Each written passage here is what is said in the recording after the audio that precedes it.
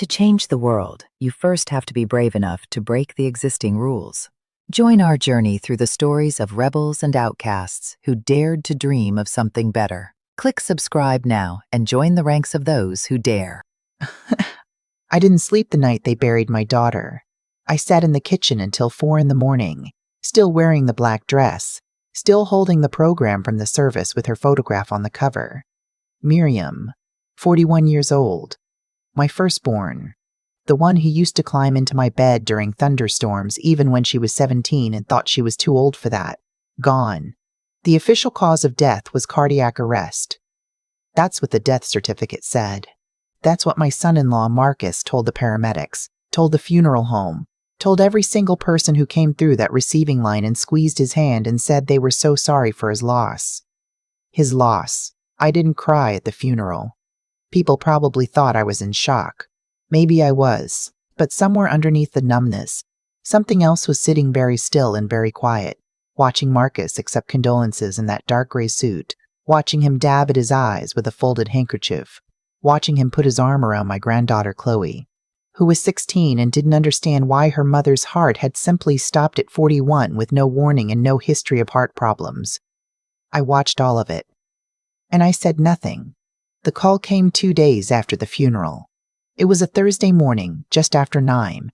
I was still in my robe, drinking coffee I didn't taste, staring at a cardinal that had landed on the back fence. My daughter used to say cardinals were visits from people who had passed. I don't know if I believe that. But I watched it for a long time. When my phone rang, I didn't recognize the number. I almost didn't answer. Is this Beverly? The voice was a woman's. Older, careful. Like someone choosing every word before she said it. Yes, I said. This is Carolyn. Carolyn Marsh. I was Miriam's supervisor at Hartwell Financial for about 6 years before she transferred to the downtown office. A pause. I was at the service on Monday. I don't think we were properly introduced. I remembered a tall woman in a navy coat standing near the back. She had not come through the receiving line. I remember seeing you, I said. Another pause. Longer this time. Beverly, I need to ask you something. And I need you to be honest with me. Had Miriam seemed different to you in the last few months? Stressed, maybe, or frightened about something? I set down my coffee cup. Why are you asking me that? Because there are some things at her office that I think you need to see. Things she left behind that I don't fully understand, but that I think you might. Her voice dropped just slightly. And Beverly, I need to ask you not to mention this to Marcus. Not yet, please. I was already standing up. I drove to Carolyn's office on the other side of town that same morning. I told myself I was probably overreacting. I told myself this woman was probably going to show me some sentimental things from my daughter's desk, a photograph, a coffee mug, and I would cry in a stranger's office and drive home, and that would be that. I had been a registered nurse for 31 years. I had worked in cardiac care for 20 of those years. I knew how to stay calm when everything around me was not calm. I knew how to look at a situation clearly and think about what was actually in front of me rather than what I was afraid might be there. I brought my phone. I turned the voice memo app on before I got out of the car, slipped it into my breast pocket, and walked into that building. Carolyn met me at the elevator. She brought me into a small conference room and closed the door and did not offer me anything to drink or make small talk. She pulled a manila envelope from a leather portfolio and set it on the table between us. Miriam came to me in October, she said. About 8 months ago. She was trying to be casual about it, but I could tell she was scared. She asked me whether I knew anything about the pension fund restructuring that Marcus's firm had handled for our company about 2 years ago. I looked at her. Marcus's company handled your pension fund? His firm was hired as a third-party administrator. Standard practice. But Miriam had started noticing some irregularities in the disbursement reports. Small amounts at first. But she worked with numbers for 15 years, Beverly.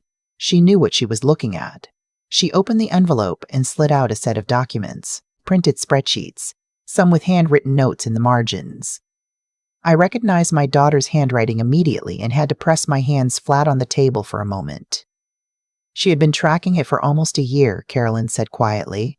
From what I can piece together, Marcus had been redirecting funds, not large amounts in any single transaction, always small enough to stay under the automatic audit threshold. but over 18 months, it added up to somewhere between $300,000 and $400,000. The room was very quiet. "Where did the money go?" I asked. "We don't know everything yet, but Miriam had traced at least a portion of it to a separate LLC that Marcus formed 2 years ago, a shell company, listed under a different name." I looked down at the spreadsheets, at her handwriting in the margins. October 14th, cross-reference Q3 disbursement, discrepancy confirmed. "Did she go to anyone with this?" I said. "A lawyer? The police?" Carolyn's expression shifted. "That's what I need to tell you. She came to me because she didn't know what to do. She was terrified. Not just because of the money, Beverly, because of what it meant. If Marcus had been stealing from employee pension accounts, and she had found out, and she had confronted him, or even hinted that she knew." She stopped. "She told me she had confronted him," Carolyn said. "In November. She didn't tell me what he said exactly. But after that, she stopped talking to me about it. She seemed quieter, more careful. She asked me once to hold on to some documents for her. Said she would come back for them when things were clearer. She reached into the portfolio again and placed a small sealed envelope on top of the spreadsheets. She never came back for them, she said. And then in February, I got the call that she had died." I sat with that for a moment. My daughter had found out her husband was stealing from people, had confronted him, had gotten quiet afterward, had started hiding documents with someone she trusted, and then her heart had stopped at 41 with no warning. I'm 64 years old. I spent 20 years in cardiac care. I know what a heart attack looks like in a healthy woman in her early 40s. I know how rare it is. I know that certain substances, administered carefully and in the right dose, can produce a cardiac event that looks entirely natural. I know this not because I looked it up after my daughter died, but because it is part of the medical knowledge I have carried for 30 years. I drove home very carefully. I did not call Marcus. I did not tell anyone what Carolyn had shown me. I went into my home office and I sat down at my computer and I started writing everything down. Over the next 3 weeks, I did not grieve. Or rather, I grieved in the places inside myself where no one could see it, and on the outside I was functional. I visited Chloe twice a week. Marcus was always gracious when I came by. He offered me coffee and asked how I was holding up and said we needed to be strong for Chloe. I smiled at him. I watched his eyes. I called a friend of mine, a woman named Patricia who had retired from the county coroner's office 4 years ago. I did not tell her about the documents yet. I asked her carefully and hypothetically about the possibility of requesting a toxicology review when an initial autopsy had not been performed. She told me it depended on the circumstances. She told me some things are possible that people don't realize are possible. I called a lawyer. I did not call the police yet because a lawyer I had spoken to years ago in an unrelated matter had once told me something I never forgot. Don't call the police until you have something they can't ignore. Because once you make that call, you lose control of the information. And if the case is thin, it disappears. I needed it to not disappear. It was Chloe who gave me the next piece. She didn't know she was giving it to me. She was 16, and she was sad, and she missed her mother. And one afternoon, when I came to visit, she sat across from me at the kitchen table and said, "Grandma, did you know Mom was taking a class?" I kept my face still. "What kind of class?" "Like a legal studies thing. Online. She started it last fall." Chloe was picking at the edge of the placemat. I found the login in her email when I was looking for something else. She had like a whole folder of notes. I didn't read them. I don't know. It felt weird. "That's okay, sweetheart," I said. Dad said she was probably just bored. Chloe looked up. But Mom wasn't the kind of person who got bored. No, she was not. I asked Chloe if I could look through some of Miriam's things sometime. "Clothes," I said. "Some of her jewelry, if Marcus didn't mind." "Clothes," I said, she would ask. Marcus said, of course. He said he had been meaning to sort through things, but it was hard. He said I should take whatever I wanted. He was not home the afternoon I came with. 2 empty tote bags and a box of tissues as a prop. Chloe let me in and went upstairs to do homework. I went into the home office where Miriam had kept her personal files. I had my phone recording before I opened the first drawer. Most of it was ordinary. Bills, insurance documents, old tax returns. But in the bottom drawer, tucked inside a hanging folder labeled Household/Miss, I found a notebook, spiral-bound blue cover, the kind you buy in a drugstore. I opened it. It was in her handwriting.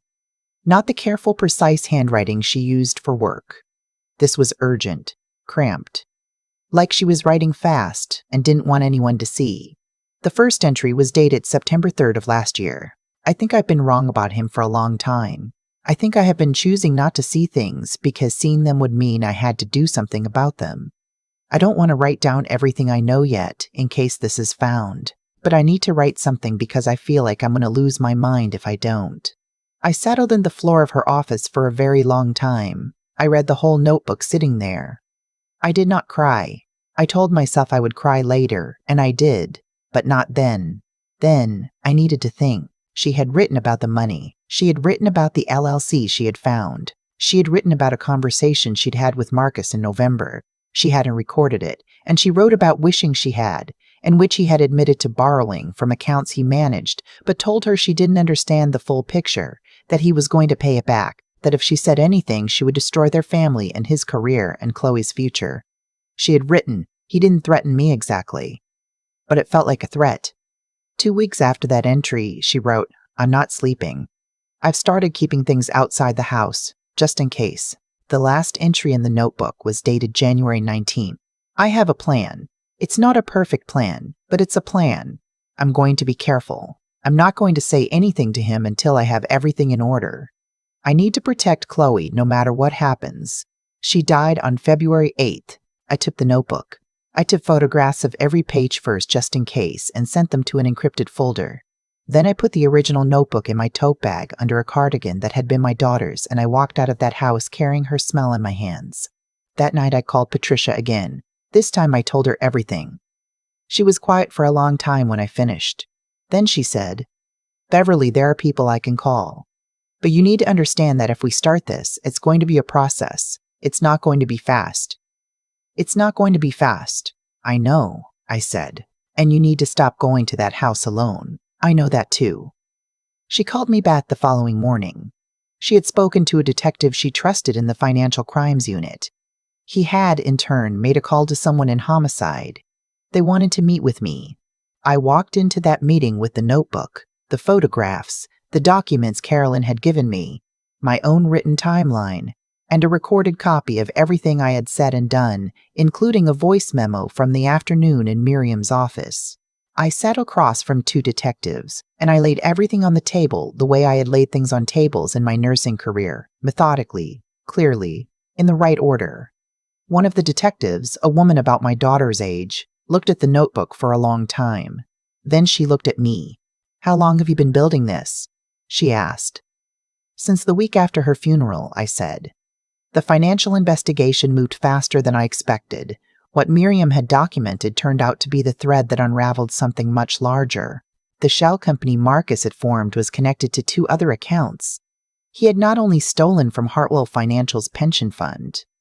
There were other clients. Other accounts. The number investigators eventually arrived at was closer to $1.2 million over 3 years. The toxicology piece was harder. Exhuming my daughter was the hardest thing I have ever consented to in my life. I sat in Patricia's car in a parking lot 4 blocks away from the cemetery on the morning it happened, and I stared at the dashboard and breathed the way I used to tell patients to breathe. The results took 6 weeks.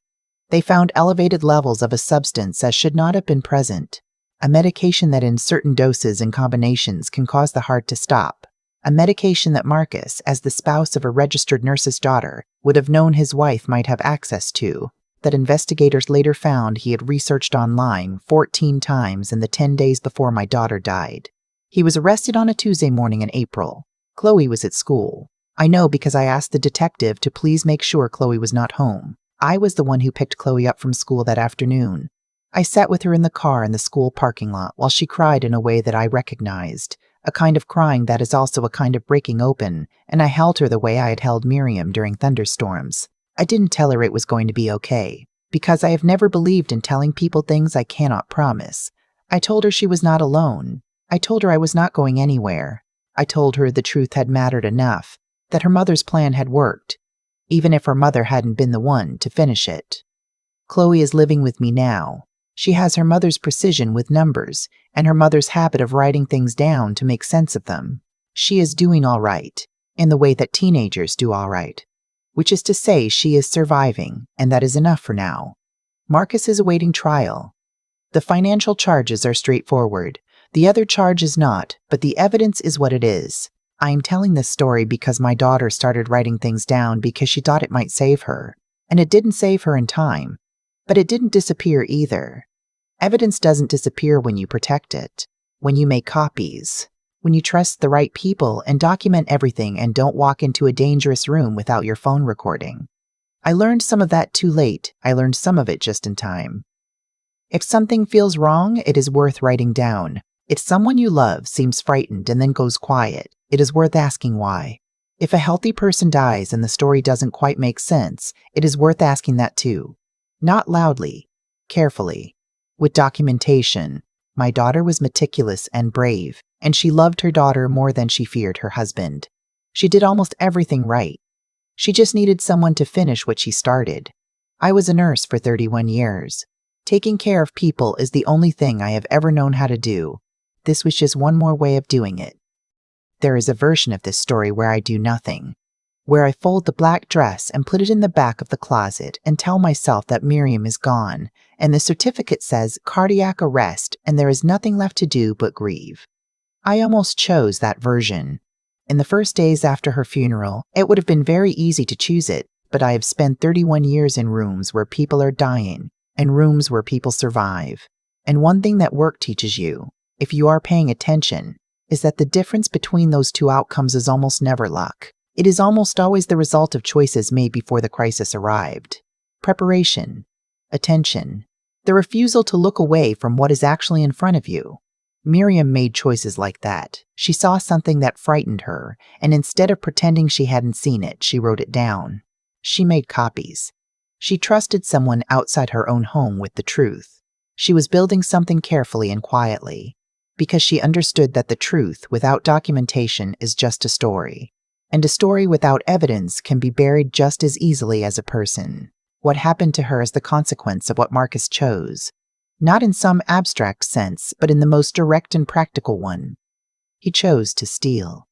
When that choice put him at risk of being discovered, he chose to silence the person who had found out. And every choice after that, the research he did online, the substance he obtained, the morning he decided to act, each one followed from the one before it. That is how these things work, not in a grand or dramatic way, but in small incremental steps, each one making the next one easier to take. The same is true in the other direction. I chose to answer Carolyn's call. I chose to bring my phone and turn on the voice memo before I walked into her office. I chose to take the notebook and photograph every page. I chose to call Patricia and then a lawyer and then walk into that detective's office with everything organized and documented. Each one of those choices made the next one possible. That is what I want people to take from this. Not that the world is fair, because it is not always fair. Not that justice is guaranteed, because it is not guaranteed. But that the actions we take in the difficult and quiet moments, the ones nobody sees, the ones that feel small while we are doing them, are the ones that determine what becomes possible later. Miriam's notebook sat in a hanging folder for months. Nobody knew it was there, but she had put it there, and that mattered. Her precision, her courage, her refusal to be paralyzed by fear. Those things did not die with her. They were waiting. I finished what she started because I was paying attention, because I had spent a lifetime learning to look clearly at hard things, and because I loved her too much to let the story end the way someone else had planned. That is the only lesson I know how to offer. Pay attention, document the truth, trust the right people. And do not let grief make you passive, because sometimes the most important thing love asks of you is not to mourn, but to act.